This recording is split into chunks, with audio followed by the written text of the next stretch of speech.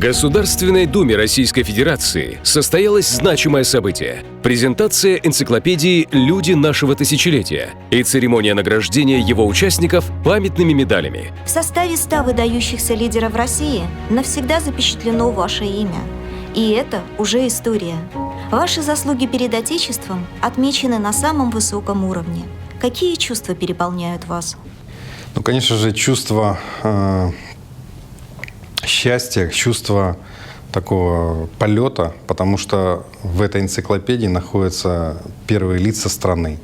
В этой энциклопедии находятся известные певцы, музыканты, актеры, политики, известные люди в киноискусстве, известные, скажем, в науке. И когда ты находишься наравне с такими же людьми, в одном и том же издании, конечно же, тебя переполняет чувство счастья, что ты действительно что-то сделал не только, наверное, для своей страны, а в целом для планеты, потому что так просто туда невозможно попасть. И, естественно, когда мы были с этими людьми, которым вручали, не все, конечно же, были 100 человек, но которым вручали, это люди, которые, я помню, был в детстве, смотрел всегда, каждую субботу в «Мире животных». Этот человек тоже находится в этом издании. Далее там артисты такие известные, которые были, тоже в этом издании. И вот самое интересное, все говорили, что когда предложили им, что они будут публиковаться в этом издании, в этой энциклопедии, все говорят: а что я такого сделал? Я вроде бы совсем немного то и сделал.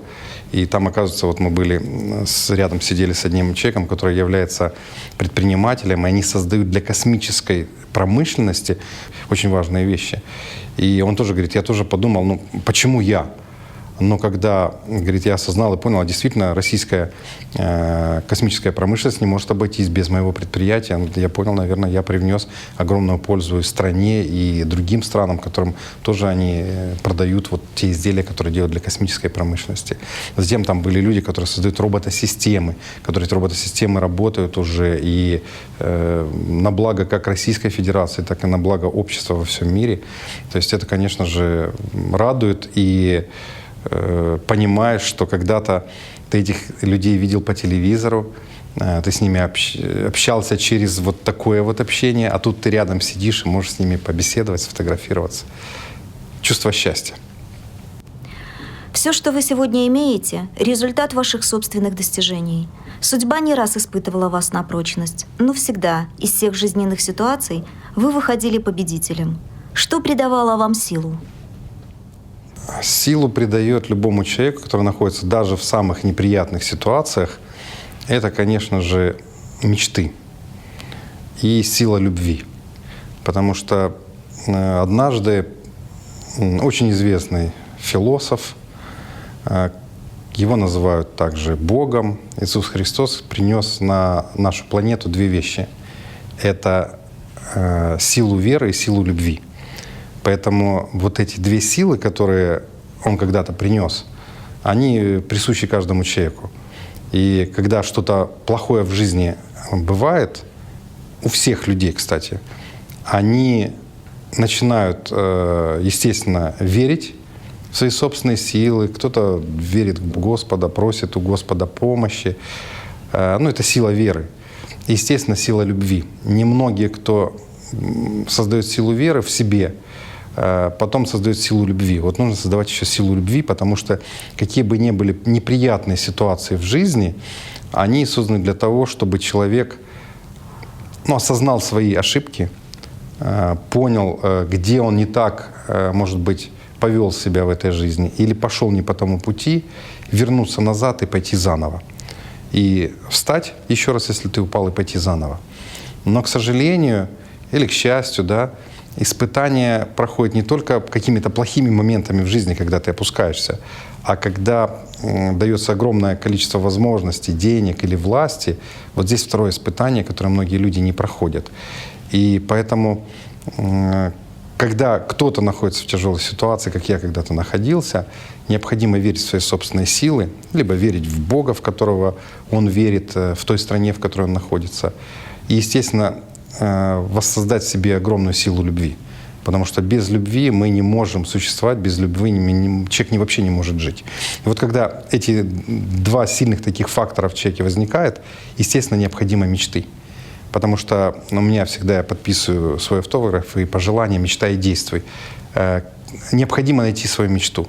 У каждого человека есть мечта, у любого. Если ты находишь свою мечту, если ты веришь, если у тебя есть сила любви, то ты к этой мечте приходишь очень быстро. С вручением высокой награды на вас возложена огромная миссия. Лидерство – это умение мотивировать, сплачивать, принимать быстрые решения и, главное, делать людей счастливыми. Вы посвятили свою жизнь реализации программы новой экономической эволюции мира. Как эта программа будет способствовать миру и процветанию людей на Земле? Вы знаете, конечно же, не я делаю людей счастливыми. Невозможно кого-то чему-то научить или невозможно за кого-то что-то сделать. Всегда человек сам делает, и поэтому человек сам учится счастью. Естественно, иногда я показываю пример, и, естественно, нужно быть всегда в состоянии счастья. И если говорить о реализации программы NEMI, то реализация программы NEMI, она возможна только тогда, когда люди сами научатся, потому что невозможно, еще раз повторю, никого научить, если человек не хочет научиться. Человек может только научиться, применив разные, скажем, знания, разную информацию, которая вокруг него. Поэтому реализация NEMI возможна, когда люди научатся финансовой и инвестиционной грамотности, когда они станут финансово и инвестиционно грамотными, когда люди научатся, и человек научится быть счастливой в любой ситуации. Ну, я пример приведу, да, вот иногда человек заработал, что такое счастье, на примере денег приведу. Человек иногда заработал $10 000 и говорит: вау, какой я счастливый, как классно. А потом раз что-то вот денег ему меньше стало, и заработал всего лишь $500, да, и говорит: ой, как плохо, я мало так заработал. Да какая разница, сколько ты заработал, главное, что ты их заработал. И ты заработал гораздо больше, чем ты когда-то заработал. Вот счастье примерно в такой же последовательности находится. Да? Человек говорит: вот я взберусь на Эверест, тогда я стану счастливый. Либо будет у меня машина, вот тогда я буду счастливый. Либо будет у меня $1 000 000, вот тогда я буду счастливый. Счастье — это состояние, которое присуще сейчас. Счастливым нужно быть здесь и сейчас. Счастье за то, что ты можешь разговаривать. Счастье состоит в том, что ты можешь писать 2 руками, и у тебя 2 руки. Счастье состоит в том, что ты здоровый человек, потому что инвалид на инвалидной коляске, он в инвалидной коляске иногда счастливее, чем люди на 2 ногах, у него есть руки, у него есть уши, у него есть глаза, он может слышать, говорить, а он говорит: я несчастлив, потому что я сейчас вот мало денег получил, или я несчастлив, потому что там кто-то его обидел, какой-то там, не знаю, руководитель какой-то страны. Обычно также ругают кого-то, но не себя. Если взять пример с человеком, который, вы знаете, известный человек, я, к сожалению, не помню его имя и фамилия, но он без рук и без ног, но он известный на весь мир, что он счастливый человек. Он рисует, оказывается. У него есть несколько пальцев на ноге, там есть на руке такие вот. Но фактически это инвалид, вот если говорить физически. Но это человек, полноценный счастьем, который несет пример другим людям. У него полноценная жена, полноценные дети. А он, вот, можно сказать, физически неполноценный, но полноценный как личность. Так вот, нужно всегда пример смотреть. Или смотришь, иногда балет танцуют люди, которые без ног, они балет танцуют. Вот счастье заключается в том, что ты каждый день проснулся, и ты живой в мире и согласии, да, где нет, ракеты не летают, бомбы не рушатся, да, и ты счастлив. А то, что денег не заработал человек, не заработал сегодня, завтра заработаешь. Значит, нужно научиться каким-то технологиям, каким-то определенным техникам, и ты завтра заработаешь деньги. Если сегодня у тебя настроение вдруг плохое, потому что тебе кто-то испортил настроение, восстанови себе, посмотри какой-нибудь анекдот, какую-нибудь шутку, посмейся и будь счастливым. Поэтому, если говорить о реализации NEMI, нам нужно научиться, первое, не только финансам и инвестированию, а нужно выработать в себе правильное отношение к себе любимому, к людям, к обществу, к государству, к планете, на которой мы находимся, к тому месту, где мы живем. Некоторые люди говорят: ой, я не люблю, ненавижу свою страну, или я не люблю свой город. Как такое можно говорить? Ты родился в этом городе, ты родился в этой стране. Уже благодарить за это нужно всю Вселенную, что ты родился, что ты живой, здоровый, на 2 ногах, с 2 руками. Да? Так вот, отношение к себе. Далее, эмоциональное состояние нужно выработать к себе и к другим людям.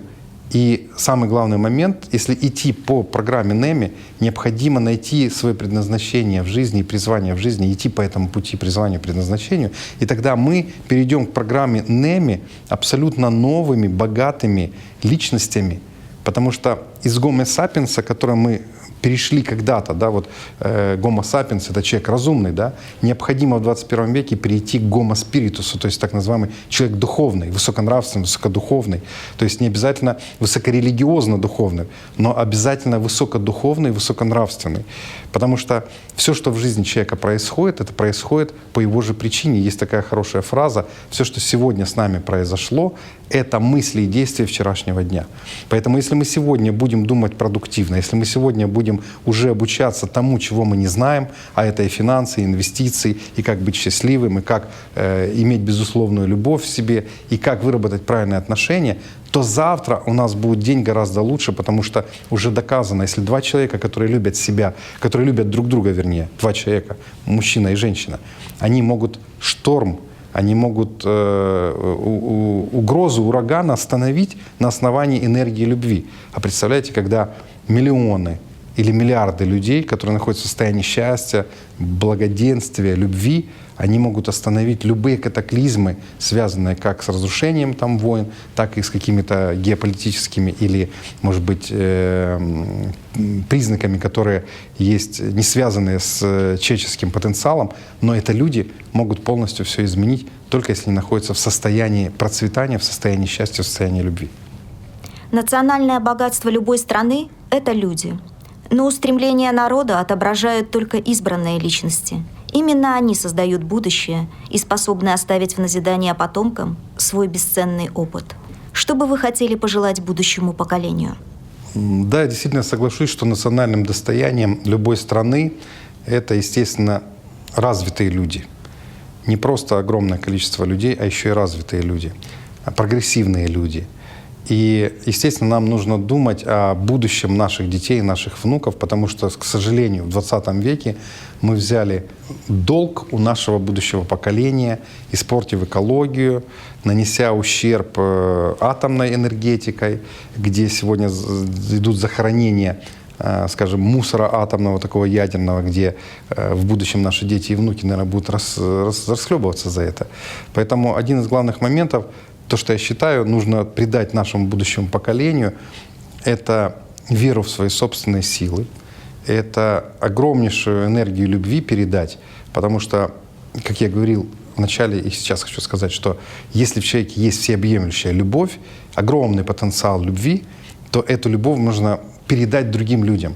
Если же наши дети, наши внуки будут рождены в таких вот энергиях любви, созидания, процветания, прогресса, то и будущее поколение будет приумножаться такими же мерками и такими же категориями. И одна из главных задач программы НЭМИ — это в будущем прийти к тому, чтобы люди перестали думать о хлебе насущном, чтобы еда, одежда и все остальное не перестало быть как самоцель. Потому что одна из главных задач любого общества и человека в обществе — это созидание, процветание общества. Если созидание, процветание общества происходит, тогда в стране не будет бедных, все люди будут достаточно одеты, обуты, у них будет где есть и на чем жить, и на чем спать. И люди тогда будут прогрессировать, давая в общество все больше и больше уникальностей, которые эти общества будут пользоваться. Общество будет пользоваться, соответственно, чем больше уникальности и полезности в общество приносит каждый человек, тем богаче и процветает как общество, так и тот человек, который приносит эти полезности в это общество. Поэтому я хочу пожелать, конечно же, безмерную любовь, безмерную веру и всегда даже будущему поколению мечтать и действовать. Потому что когда есть мечта, человек жив. Когда нет мечты, тогда человек умирает. Я хочу пожелать мечтать и действовать всегда, во все века. Андрей Федорович, что, на ваш взгляд, является главными составляющими успеха? Но если говорить об успехе, то, по сути, каждый человек уже успешен. Он уже родился, будучи успешным. А составляющие успеха я бы обозначил, наверное, в принципах успеха, если вот говорить так психологически, детально, технически, какие есть алгоритмы успеха. А алгоритмы успеха, у каждого человека есть свой алгоритм успеха. Кто-то поднимается к своему успеху, потому что вчера что-то произошло в его жизни неприятное. Кто-то поднимается к успеху, потому что для него примером явилось, что кто-то добился успеха. Кто-то добивается в жизни успеха, потому что у него уже все хорошо в жизни, но он испытывает недостаток того, что еще не успешные другие люди, да, и он создает какие-то механизмы, чтобы другие люди жили достойно и жили в успехе. Да. Так вот, для каждого человека он сам отбирает алгоритмы успеха, но необходимо всегда понимать, для чего ты хочешь быть успешным и что такое успех. Потому что вот каждый человек может быть лучшим в своем деле. Значит, если он может быть лучшим в своем деле, в каком-то деле, в том направлении, в котором он нашел, что он может быть лучшим. А это вот одна из особенностей — найти то дело или то занятие, в котором ты можешь быть лучше. Потому что не может быть два человека лучшим в одном деле. Всегда кто-то лучший. И вот когда человек находит вот это занятие, находит то направление, в котором он может быть лучше, тогда он уже по сути успешный человек, потому что он уже нашел это занятие. А если он нашел это занятие, где он может быть лучшим, значит, он уже идет к этому успеху, он уже становится лучшим.